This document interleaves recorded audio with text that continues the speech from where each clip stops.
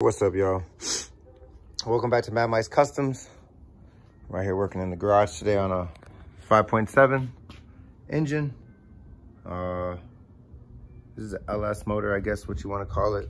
This is out of, I don't actually know what year, but I do know by the 2-barrel carb injector that this is under a 95 series and down, like all the way back to like 91, 89. The Tudor Blazers and things like that, they had the 2-jet carburetor. So that's pretty cool. It's fuel injected in the hindsight. This is just a cover, right? Like a vacuum cover. That's what the jets look like. They spit fuel. Should be really nice and clean in there, because obviously fuel goes in there. This engine does look like it has been ran. Taking these videos for document purposes.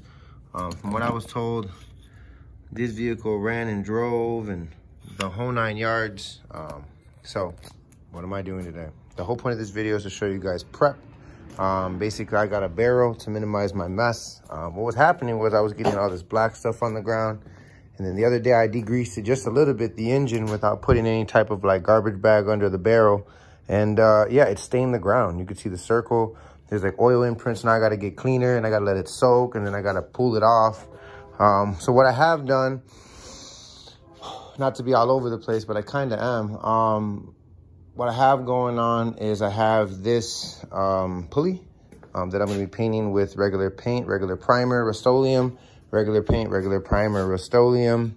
We're going to do a heat-treated paint on the valve covers, actually a different color too. These are going to be black. These are going to be copper.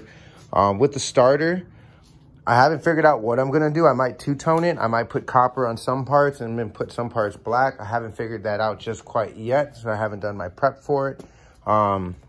The paint that I'll be using is Rust-Oleum gloss protective enamel. The color is black. It's a high output, sprays up to 50%.